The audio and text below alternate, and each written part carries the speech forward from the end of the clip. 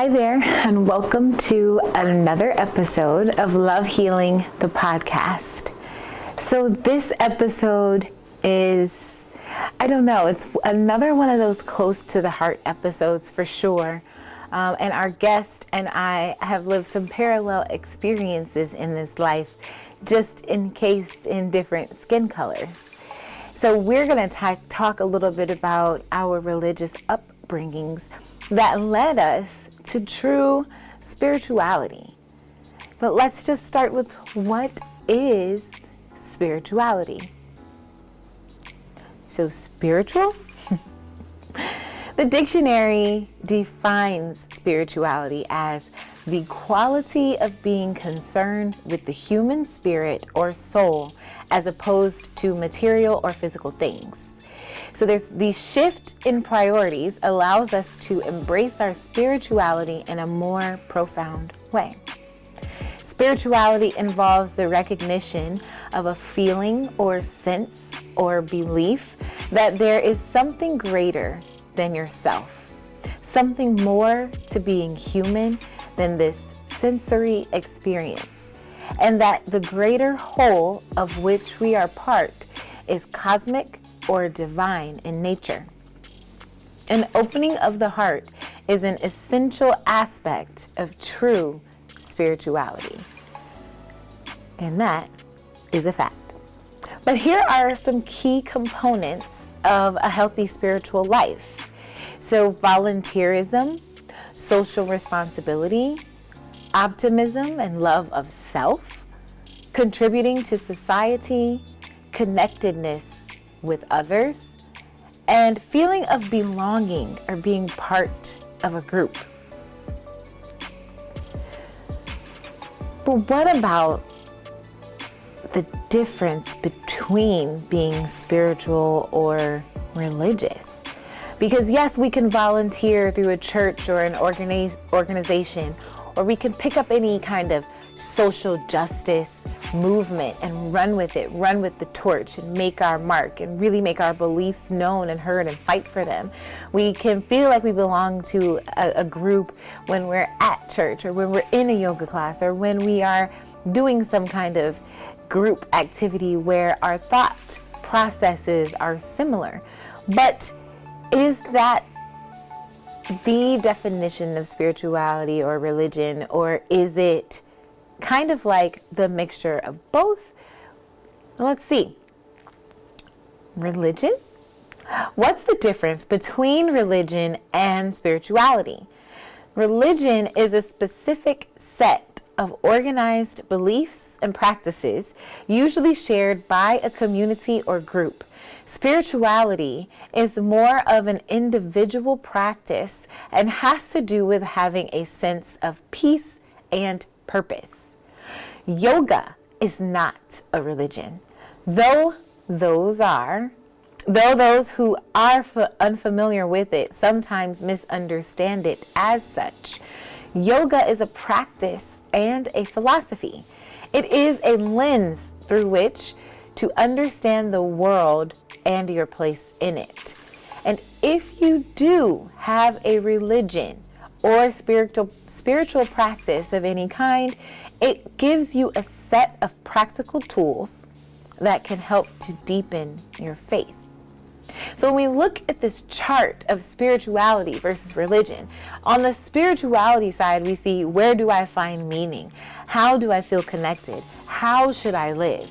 And then on the religion or religious side, we see, what practices, rites, or rituals should I follow? What is right and wrong? What is true and false? And somewhere in the middle, where we can meet, where we can maybe agree, where we can maybe find some common ground, is belief, comfort, reflection, ethics, and just that feeling, that moment of being.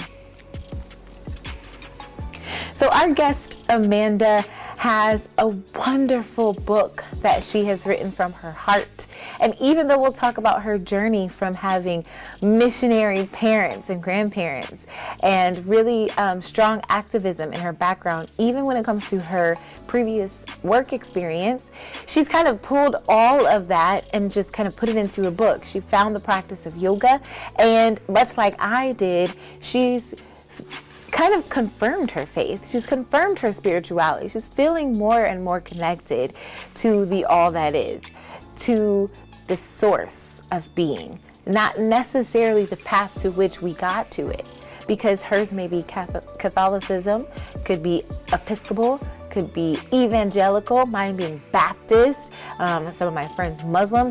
None of that matters. Hindu, Buddha, whatever, it doesn't matter. What matters is the connection to the all. Because any religion, doesn't matter if it's monotheistic, believing in only one God, or polytheistic, believing in many gods, there is still the God on top of the many gods, and it's one God, right? That big God, the creator God, and then the demigods who help and sub out kind of like the earth and love and wisdom, etc. It's been that way since the beginning of time, especially as we know from ancient Egypt or Kemet. But regardless of that, when you see another human being in front of you, can you have a conversation with them? Can you maybe learn something from them? Despite your beliefs, or in spite of your beliefs that may be different, or your casing that may look different, what can you maybe agree on? What kind of similarity could you have? Where could you move forward with a conversation in acceptance that what they believe doesn't have to change your beliefs? So go from hustle to flow, yoga and the mindset practice, release overwhelm, cultivate peace, and redefine success. It is a self-help book, but she's used so many tools, and I have a picture of her doing a yoga pose. She's a beautiful artist, and a picture of her holding her mala. I did make that mala for her, but she's got her own meditation practice even. But she's taken all of those tools, and just like this podcast, she's put it into a book that can possibly be helpful to many people of all walks of life out in the world. Let's just learn a little bit about her. Her bio is impressive and extensive, but I'll read through just a bit of it. Amanda Jenkins wants to bring something new to your mindset about work, life, and self-care. Understanding how to go from hustle to flow in business, relationships, personal, and family life, even in your workout regimen, will help you break bad habits, channel your energies, and might even help you unlock your soul's purpose.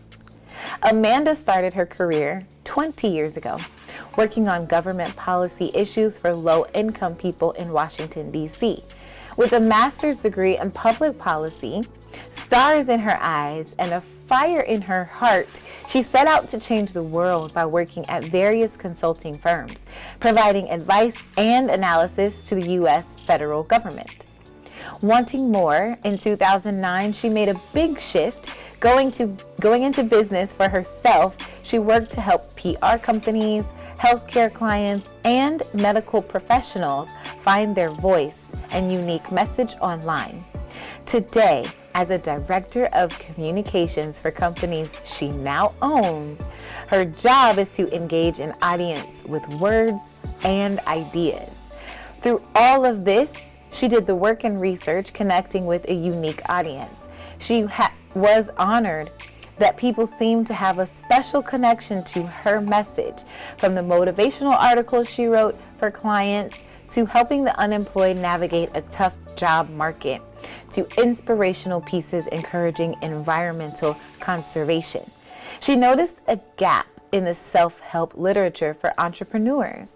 Our broader culture in the West relies on messages about hustle and grind for motivation, but there's very little that speaks to our very real needs for rest, reflection, and peace.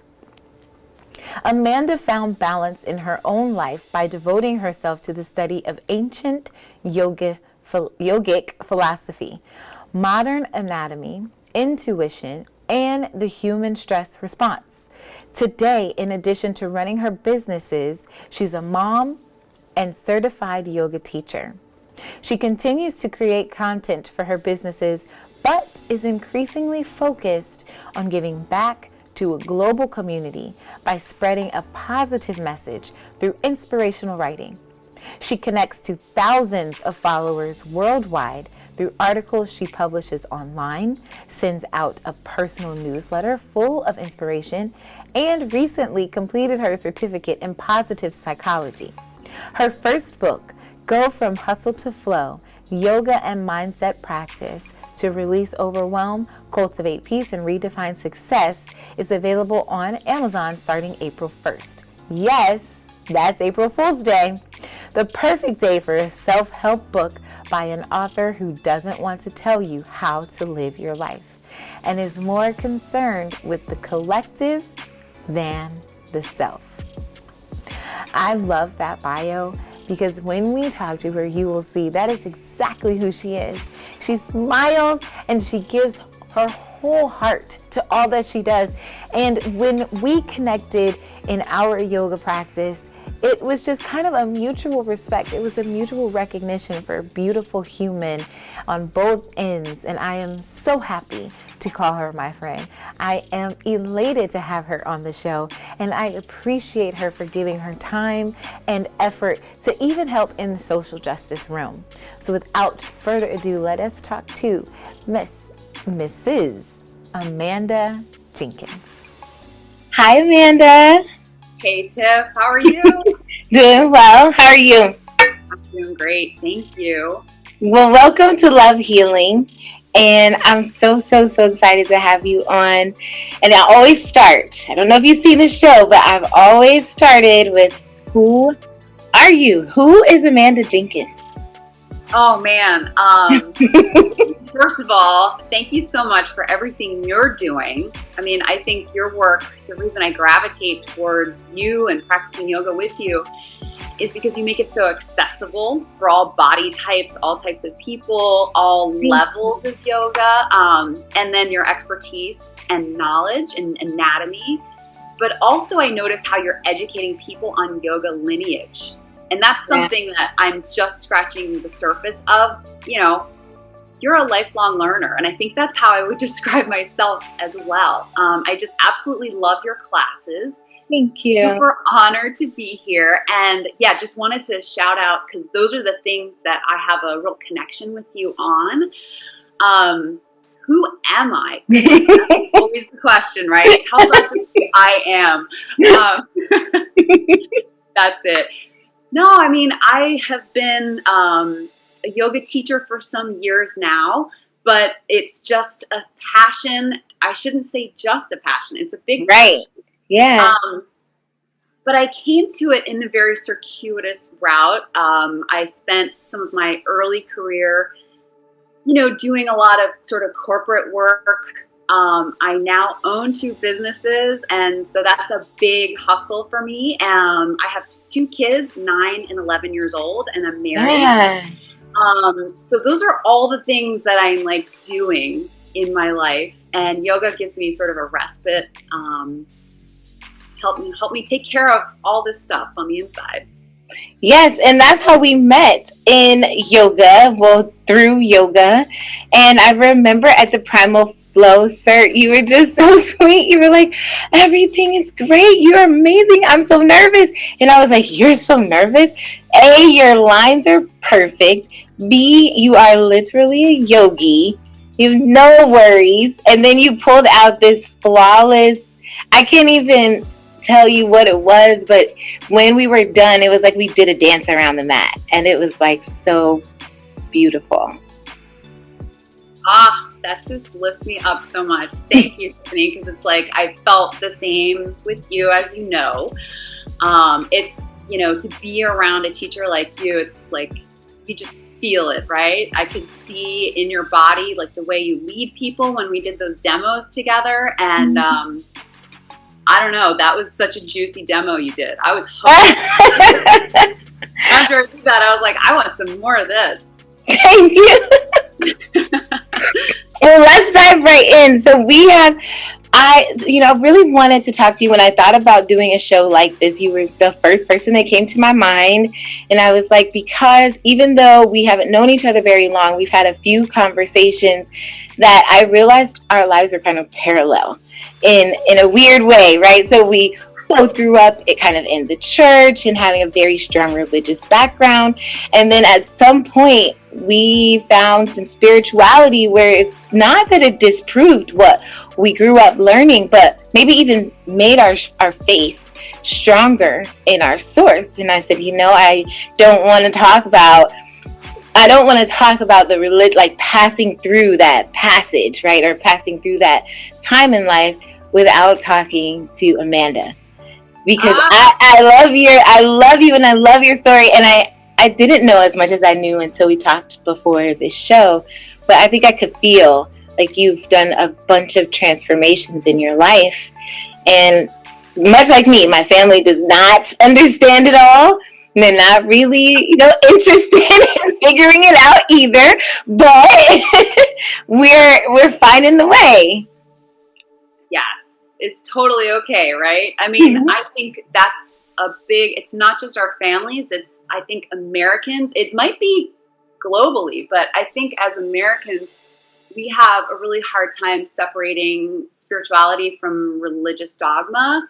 And so I had, there were some folks in my life who kind of expressed a little bit of worry when I started, going down the yoga rabbit hole or path. Yeah. Just like, how's this going to affect your faith or how, I mean, like you said, it can be a really nice compliment, or it can really revolutionize your connection to spirit. So yeah. I'm really honored you thought of me. Thank you.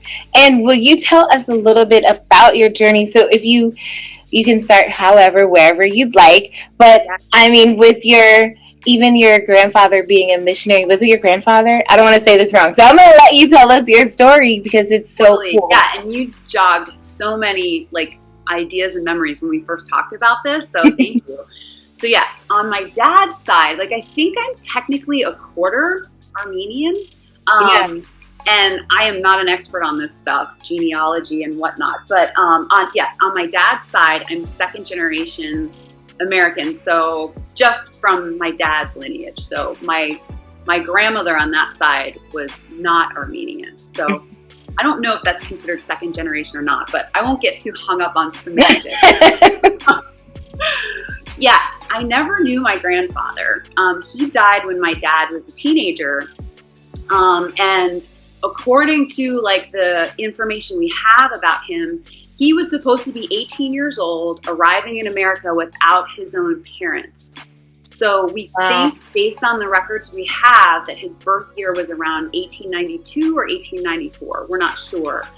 But he emigrated around 1910, which was right after Armenians were actually labeled enemies of the state by the new regime that had just taken over. So basically, he was at the time living in Persia, which is modern day Iran. Mm-hmm.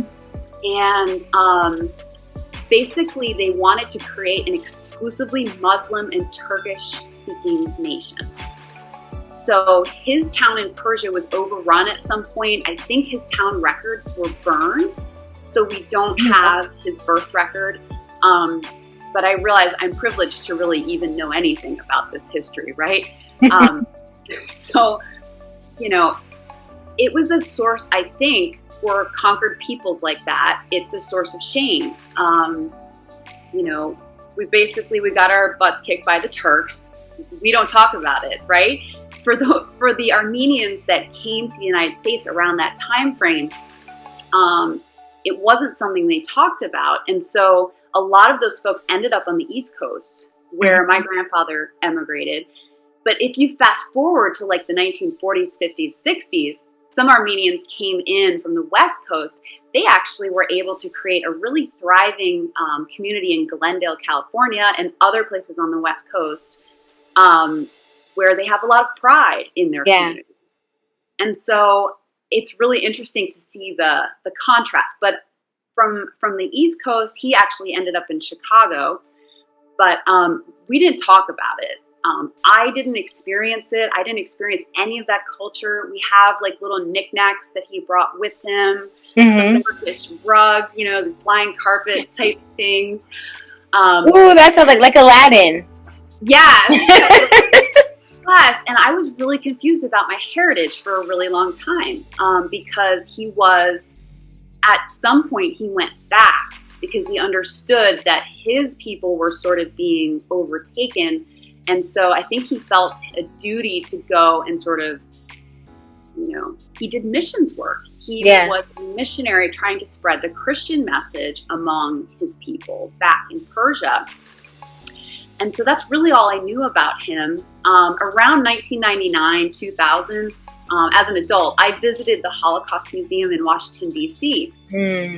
And there's a wall there when you first walk in, and it says, something to the effect of like, no one talks about the Armenian Holocaust. And it's a quote from Adolf Hitler. Wow. Like he's thinking, I could probably bury this Jewish genocide too. And I experienced that as true because, my family tries to piece it together, but it's always an incomplete, piecing together of the story because it was never talked about, never celebrated. And I almost wonder as this past year has kind of come and gone, and we've talked about the turmoil of all the things and being represented and through yoga and all of that, one thing I never felt from you was that division. And so even though you say you didn't experience it or know it firsthand from your grandfather, I feel like you have that compassionate heart where you're very open and you listen and you research things and you teach me things sometimes. And I'm like, wait a minute, I didn't even know that. And I love that, and I love it. And I think that's part of one of the reasons that I gravitate to you too. When we talked about your excerpt, and I was saying it was so much information. It was objective. It was not biased. It wasn't, you pushing something down somebody's throat. It's just, hey, here's some information. And then you almost go to bat for people. And I feel privileged and honored to have you in my corner, right? And I even want to say as a friend, and I know we don't, talk all the time or anything, but I would even say as a friend, if I really needed anything, I feel like I could call you. And when I get the chance, I'm going to come ski with you. Do that for sure. I think, the more I peel back the onion, I really started doing this maybe 2-3 years ago with my ancestry. If you're interested, I finally watched the movie The Promise, which is all about the Armenian genocide. And I really think it's like a total fluke how any of us arrives on this planet in the skin that we're in. Yeah. And so like it really is, and I'm a fan of science, and I'm a fan of looking at history and never repeating mistakes, right? And it's literally a fluke that Armenians are even considered white. Because there have been multiple court cases. It started in 1909. I looked it up this morning so I could tell you. It was a court case in Boston. And then a few months later it was decreed by Congress, Armenians, along with the Syrians and Jews, are exceptions to the rule blocking, and in the New York Times they called it the yellow race, from naturalization, from all the privileges of, becoming citizens of this country. And then the Armenians brought lawsuits in the 1920s, like it went to the Supreme Court, and it just kept reaffirming, yes, Armenians are white. Yes, Armenians are white. And I'm just like, just the fact that this all happened and people fought for whiteness. Yeah. It's proof, it's just proof to me, the systemic nature. It's been codified in our, in our legal system. So it just makes me feel like I have to do something. If it's ever my place, at least talk to my people about what's going on, or talk to other folks. So. Yeah. And I'm going to skip forward a little bit because I also learned that you worked for the what project was that? It was like housing project, and you didn't even, you worked for a regular, I'm going to let you tell it. But this is an example of me not even knowing, but feeling until you told me that you really do go to bat for people. So you worked for a big firm, and then you ended up working for a small African American firm, and you did just as much, if not more, to try to make sure that they were put in affordable housing. Can you tell us a little bit about that? Totally, yes. So thank you for bringing that up. I want to go back and just give major props to my family. So like you said, I was raised in, I was a pastor's daughter. Yeah. And at an early age, for better or for worse, I was involved in all of these, it was called service at the time, right, by my church.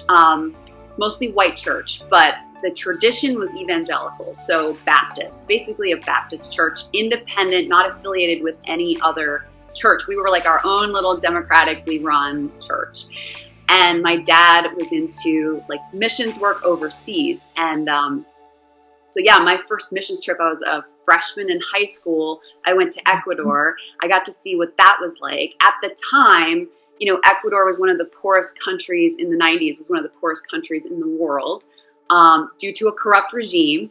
And so, yeah, that sparked a lot of questions for me. Like, how did this happen? I got to witness, see, smell, touch poverty. And I started to question, why is the church so involved overseas when we have so many poverty problems in our own country? So in college, I felt really motivated, like this is going to be my life's work. And so I went to graduate school. I got my master's in public policy, and I was recruited by this big firm in DC, and I was basically doing contracts for the Department of Housing and Urban Development, and also I did some EPA contracts. So basically hired by the federal government to both look at the policy impacts of low-income housing programs, and then later I provided technical assistance, which with the Black-owned business that you mentioned. And I had the opportunity to travel and fly all around the country, nowhere glamorous at all. It was the poorest, most impoverished places I've ever seen in our country. But the goal was, these grantees, they had federal dollars, and they were supposed to be using the money to help people get into affordable housing. And the one program that I worked for the most was actually it's called the Office of Healthy Housing and Lead Hazard Control, to try to get lead paint out of low-income housing, which was a huge problem. Wow. A lot of health effects of being around lead-based paint. Yeah. That's crazy. It's kind of crazy. It's a crazy, long, strange trip it's been. Yeah, but see, you felt comfortable. And when we do our yoga practice and there's that bit of a tribal element and all of that, I almost feel like you still embody that in your way. And it's so beautiful. And I'm skipping a little bit, but it's because I feel like I've learned so much from you, and we could never ever get it out in this little segment. And I just want to hit all these high points. But I do now want to transition to yoga. And how did you start doing yoga, or even tap into wanting to move in that way? Totally. So yeah, fast forward to 2001. I'm still living in DC, working at my consulting job, and 9/11 happens, right? And I had always heard about yoga, but there was this sort of, yoga's a little bit fringy. It's a little bit like new age. The church isn't like that. So I was very hesitant, but I knew I needed something because the Pentagon had just been demolished. I was living down the street from the White House. So, I had to do something to deal with all of my anxiety about that.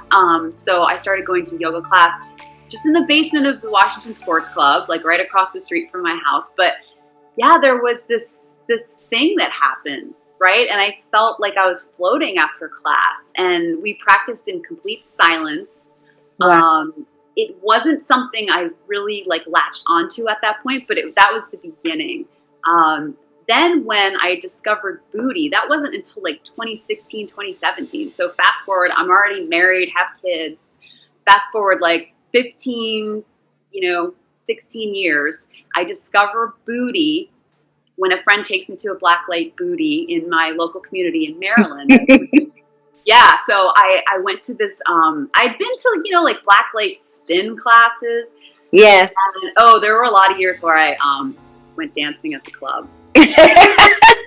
You're a good dancer.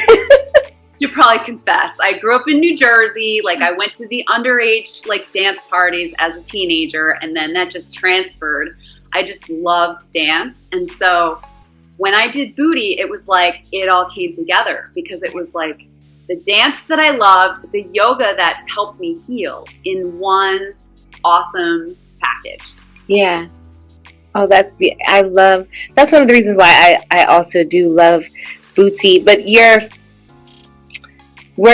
so for me, when I started doing yoga, my family was like, no, that's praying to idol gods, and that's, a religion. What are you now, a Buddhist? And like all these things that were just coming at me, and I felt like I had to prove yoga is not that. Yoga is just fitness, this is when I first started, it's just fitness, don't worry about it.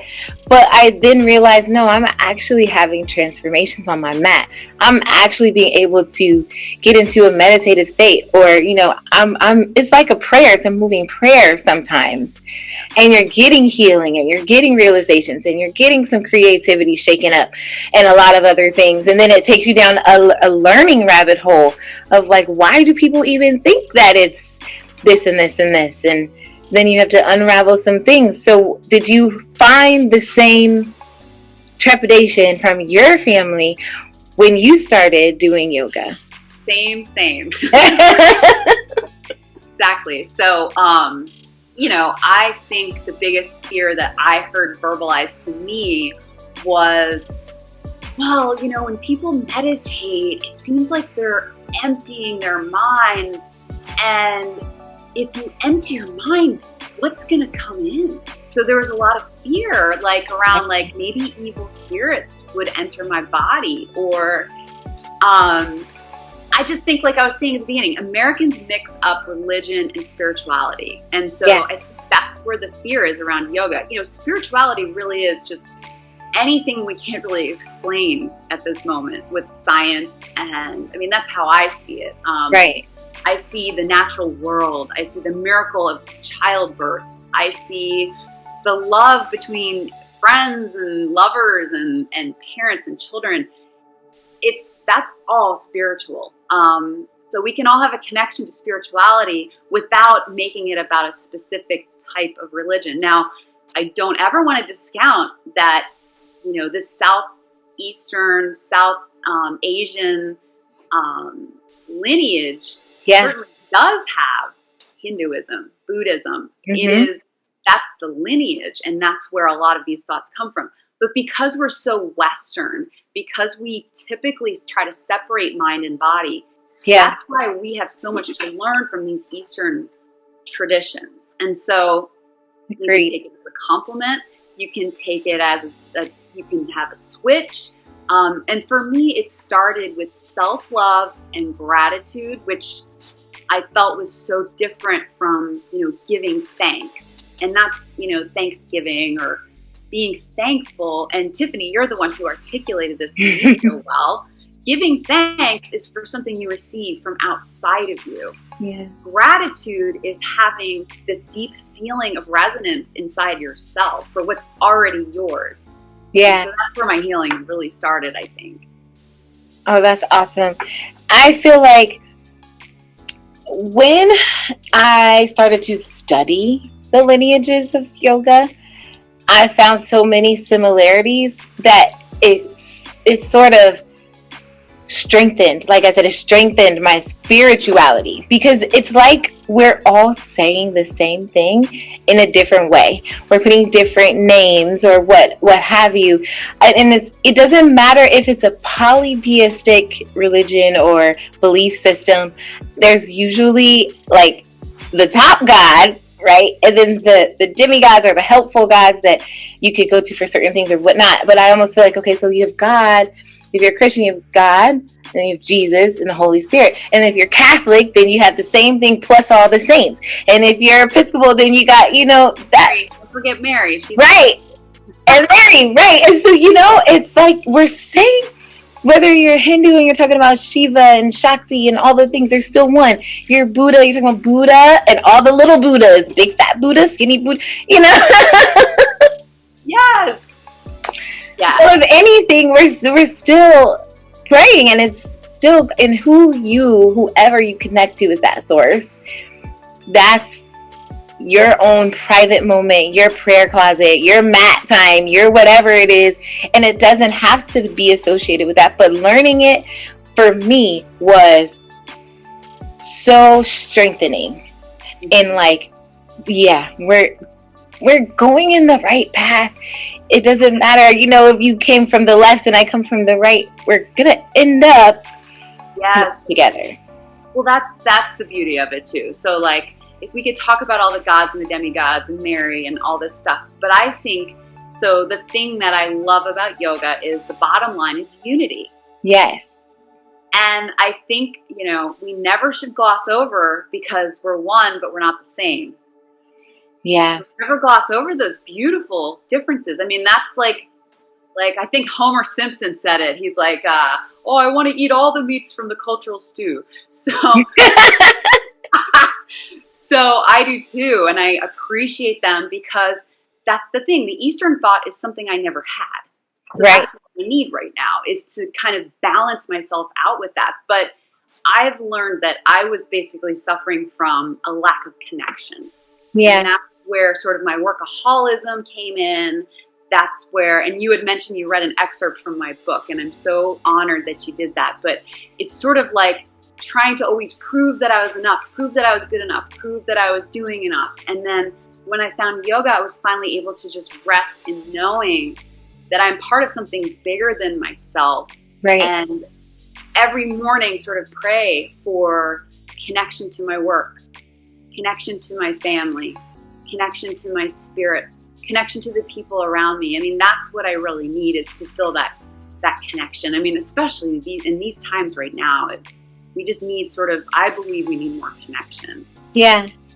Which actually leads me right into your mantra that I love so much, like your life mantra, the saying that you kind of live by, which is what can we agree on, right? And how did you get to that place, and what do you really feel like that translates as in this polarized time, in this moment of white, black, up, down, right, wrong? What can we all agree on? That's been a tough one. I'm always looking for that. And you had mentioned skiing. Like I have the honor to sort of have this time this winter, spend a lot of time outdoors. And I've actually had some really, it's honestly been so amazing to have these conversations with random strangers when I ride the chairlift. I don't know if we're 6 feet apart, but we're outdoors. And some really interesting conversations come up, Tiff. It's been crazy. Like I've had full-blown, like every possible political spectrum belief. Sometimes we agree, sometimes we don't. And I'm like, whoa, this person's way out, and I don't know if we can find anything. But I almost make it into a game. Yeah. Right? I'm like, okay, well, we probably can. And I bring up the thing that I think will find resonance. And then that's all we have to talk about. We don't have to argue about these other things, because I do think, like, I had one guy that I talked to about this stuff, and he's really concerned about, his future. Like he's in the restaurant industry, right? Yeah. He's like, oh my gosh, like, I don't know what's going to happen. He's a cook. He doesn't know where his next paycheck is coming from. But we kind of agreed. We're like, but everybody in Congress, they're writing themselves checks, and they're, so it's like, right. He and I had a fundamental difference on, what should happen right now in society. And I saw that pretty quick. But we were able to talk about, these people in Congress. Hey, maybe people from your side and people from my side, if we got together, we could hold these Congress people more accountable for the amount that they pay themselves, or lobbyists' involvement, or like, so I found something, even I was like, oh my gosh, this is going to be a really long trailer. But we transformed it into something we could agree on. So I think, people are reactive right now. And this is what I think about my people. White people in the wellness space have not had to be political in the past. Yeah. A lot of us enjoy a comfortable life. We might talk about economic inequality, but racism was never something that a lot of us thought about. So we're learning. I'm talking to anyone who will listen, and it's a process. It's this really difficult, painful process we're going through. But I've heard people say, "Oh, I'm tired. I've got social justice fatigue." Like, someone said that to me. But I just want to say, I'm not tired. I have a lot of friends who are not tired. And I know a lot of people out there are very tired, but I'm not tired yet. So yeah, I'm not tired either. I'm going to keep doing what I can as well. And I think that there's been so much anger. I think I told you this before. I understand the anger and I understand the compression and the things like that.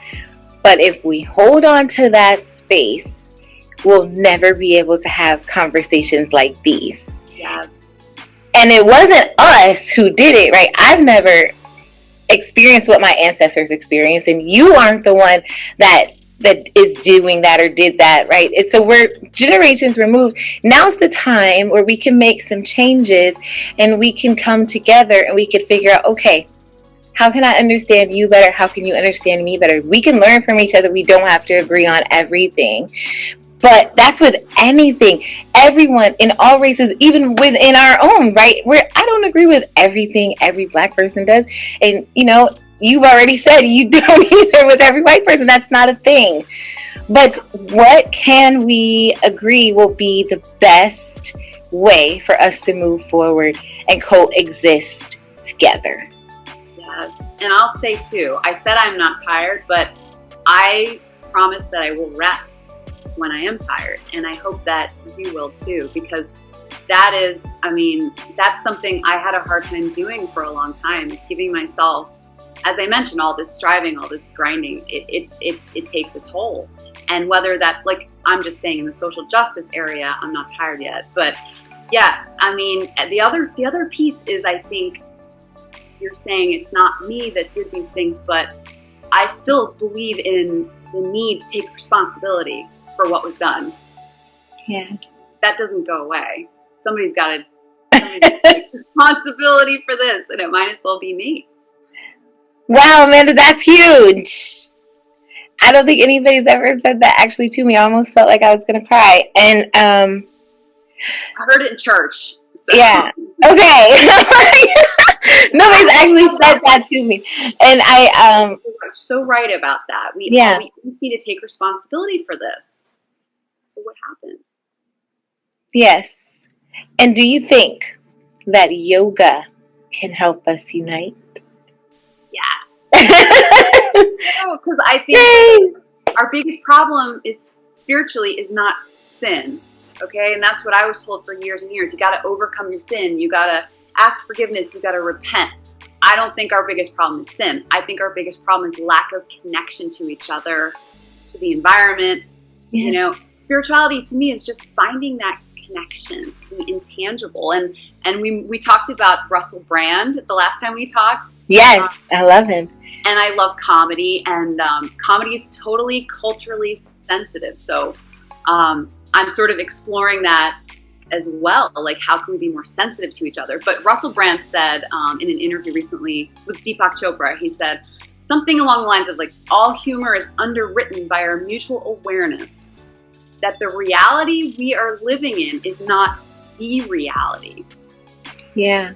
And through comedy, you can just for a moment touch that. Like, when we see how ridiculous the human situation can be, yeah, it's funny. Yeah. So I want to make light of these serious issues, but I'm trying to be lighter in my approach to them while also being thoroughly scientific and thoroughly serious when I see injustice. If that makes any sense at all, I don't know. It makes sense to me, and I think that it will make sense to anyone who picks up your book, and I want to make sure that I talk about it at least a little bit. It's called Fire, right? Oh, no. I'm sorry, no. It's called Go From Hustle to Flow. Oh, that's right. What is fire? So fire is, we had kind of touched on that the last time we talked, because it's like in my book about flow, I talk about fire. That's it. And I wrote it in all capital letters. I'm so sorry. Now I wish my book is called Fire. Cool title. But no, From hustle to flow. Yes, FIRE is Financial Independence, Retire Early. So it's this whole movement, and I definitely go into it in my book. But I'm basically seeing it as a way. A lot of people fear retirement, like, I don't want to keep working, right? But if you find a way to save up and, be responsible and put yourself in a position, and I'm talking about the FIRE movement is a lot of folks who are like school teachers, and they're just finding a way to aggressively save so that they can live off their savings and their investments, and then basically go out and make a difference in the world. So I'm talking about that in my book just because I think it's such a powerful strategy. But my book is called Go From Hustle to Flow, because I don't want to see anybody living in this hustle. Yes. I want to see everybody in like this yogic state of like flowing where things together. I think I've talked about the flow state before and how you can, drop down into your heart, figure out what it is you want. We all need what we don't want, or the contrast, in order to come to some consensus of what we do want individually. When you realize that, focus there and breathe in and breathe out, do some yoga, and then get into your flow state and let it come. Just allow. So I love that. Go from hustle to flow. And I want everyone to know that I will be putting the links to Amazon where you can order the book, and I'll put your social media handles so they can follow you and learn more about you. And I, miss taking class with you, like as you as the teacher. So as soon as you start having them again, I'll be there. And I have really enjoyed having you in Deep. Oh my gosh, love Deep. I love it. Tomorrow night, right? Yes, tomorrow night at 7:30. It's my favorite thing to teach. It's my favorite thing. It shows. It's my favorite thing to take from you. So I love Transformational too, though. I have to give a shout out for that, because I love those classes too. But that time, I can't always make that time, but I will be there. Thank you. So we're ordering your book from Amazon. Yes. Go From Hustle to Flow. It's available April 1st. Yay. April Fool's Day, because again, life is ridiculous. It's a self-help book from someone who doesn't want to tell you how to live your life. So it's a little contradiction there. And also, like I said, I think it's more about the collective than self-improvement in the book. And so I think you'll see that. That's it. Wow. Okay. I feel like we covered a lot, and I don't think we even talked about your 200-hour, but I would say as we are going through this life, no matter what our background is, when I get a chance to meet someone with parallel experiences and have a conversation like that, you've dropped some gems in this conversation where I'm like, yeah, that is what it's about. Like, yes, I agree 1,000,000%. And in your 200-hour, this is my last question, but in your 200-hour yoga training, what do you think was the most transformational aha moment for you? Oh my gosh, it's so easy. I had this one class. Actually, the night before the class, I was talking with the person who was going to teach the class about a song that really spoke to me, but I just really liked the song. It's what is the song called? It's called The 10 Laws. I don't know if you've ever heard it, but by Forrest. Something. Yeah. Yep. And so it's a Native American basically reciting his the 10 rules he lives by, always be ready for cold, always be ready for heat. I just really love, as an outdoorsy kind of person, I just absorbed that. I was like, oh, this song is so cool. And I use it a lot in class. Well, the next day, the same teacher used that song in Shavasana, but it was right after we had this movement practice. It was yoga, but it quickly flowed into, we had a circle, all women sort of looking at each other across the circle. It was a lot, for me, it was a lot of, about feminine energy, about self-acceptance, right? And when I went into Shavasana and that song came on, I wept. And I've cried in Shavasana many times, but this time it was so profound that people around me were like I was really trying not to disturb anyone, but I was kind of like, and it was because I had this vision of my father, who he passed when I was 20 years old. So it was this vision of my father, and it was this trajectory, right, of me. Now I'm a woman, and him coming in with the 10 laws, because he was a church pastor. I was like, oh my gosh, it's the 10 commandments. And it doesn't really matter, Native American, evangelical Christian, whatever. He was trying to give me the things a father gives a daughter to live my life. And that's all he was trying to do. And he forgives me, and I can forgive him. I can accept myself, because I think there was, in my early development, there was a lot of me hitting sexual maturity was not, it didn't fly in my house. I don't know. I went through a real rebellious phase, and there's a lot tied up with that for all of us, right? So that was the moment I was finally able, and I've been to therapy, but I still hadn't been able to release that. And I finally had the opportunity of oh my gosh, it's all good. Yeah. Oh, that's awesome. Thank you for sharing that, Amanda. Absolutely. And I'm going to end with this: no matter who you are, where you are, or what you do, be like Amanda and I, and try to figure out what can we agree on and where can we start. Always, like you mentioned, start with love for yourself. Thank you, Amanda. So what another amazing conversation with yet another amazing human being that I really, really love and appreciate. And I just, all the things that we talk about off camera and during yoga and, whenever we have a moment to connect, I always feel like I learn something new from her. And I always feel like, there is something that can be learned from everyone. And she says things to me like, I appreciate you and your knowledge. And I'm just thinking, I appreciate you and yours. And it's all just a mutual respect. It's a mutual love that comes from our hearts being open, our minds being open, and our ability to think about what can we agree on. I love that as her mantra. Mine is usually and typically to just lead with love. And I have to remind myself of that often, because sometimes I don't lead with love when it comes to me. So leading with love is not just giving and doing and being all the things for all the people outside of yourself. But to me, when you lead with love, and it starts from the internal perspective, from 0 point, from the heart. When we talk about yoga and chakras, the heart chakra, the 4th chakra, is normally a green color.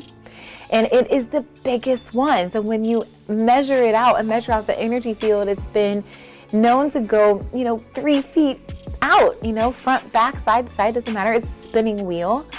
But the heart chakra, being one of the biggest energy centers in our body, is literally the 0 point. The chakras below that relate to your physical life, your physical being. The chakras above that relate to spirituality, connection to intuition, speaking your truth, getting, into the divine realms. So literally the heart is where we come to the center, we meet there. That's 0 point. You can live your life coming from a place of love, acceptance, and gratitude from your heart first, then the way that you perceive everyone else kind of changes a little. And I'm saying that because I'm doing that. And it took some practice. It certainly didn't happen overnight. And I'm doing some reading and learning of workshops and things like that who say, oh yes, in this moment, this person made a choice and a change.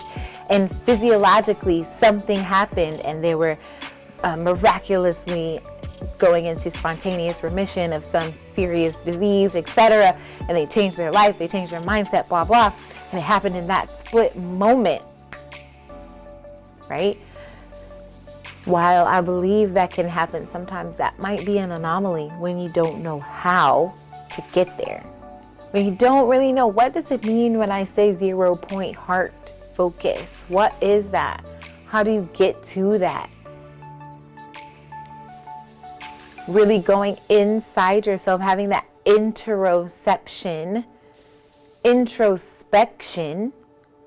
and then being able to filter through the whole process to the point of proprioception, which is just kind of knowing where we are in the world, in time and space. My left hand is over here and I'm moving it to the left, just kind of knowing that their left hand is over there and they're moving it to scratch their forehead or whatever. Just knowing where you are in relation to your environment. That's proprioception. It starts there. That's how you get to that 0 heart point, is being fully aware of what you need from an internal state. Think of hunger, think of thirst, think of curiosity. So I am so glad that we had that moment to chat with Amanda Jenkins. And I look forward to being able to practice again with her on the mats and maybe even have her back on to do a little reading. I got the privilege of reading some excerpts from her book, and I can say it's pretty powerful. She has some information in there from, ancient African, not ancient, but previous African American communities in the United States that is not well known. But she just comes from the perspective of, I'm giving this information. And like you heard her say, we have to pay. I don't know what that means, and I don't know how that looks for a global, or national situation, but I do understand and really hold dear the people that feel that and are on the ground, hitting the ground running, doing things, being what they say they want to do, right? They embody it. And I had someone ask me a couple of days ago, do you ever sleep? Or no, it was an assumption made, like you don't sleep, so you can't blah, blah, blah, because if you don't reset yourself, you can't help us. And I'm like, well, actually, I sleep about 6 to 7 hours a night, and I still get up at 5 a.m. But it's about prioritizing. I have learned to forgive myself and say, okay, I might have had a list of 10 things today. I got through 5. I did a good job. And I'll take the next 5 and I'll put it at the top of the list for tomorrow and see what I get through. And if I don't get through it the next day, then okay, that's fine too. But I had to stop beating up myself, and I had to stop talking to myself so horrifically and really say, hey, Tiff, it's okay. Go to bed, take a nap, take a walk, go hang out with your son. Come back to it. It'll still be there. What are we stressing about? The life that we live is the life that we've created. No matter what else happens outside of us, the life that we live, we created it. So let's work together and find more ways that we can agree, more ways that we can connect and continue to elevate together. Namaste. For joining us this week for another episode of Love Healing, the podcast, brought to you by True Align Holistic Life and me, Tiffany B. Please visit our website at truealignlife.com and follow us on Instagram at truealignlife. Big shout outs to our sponsors, the Fitness Collective in Atlanta, which you can also follow on Instagram at fitnesscollective_ATL.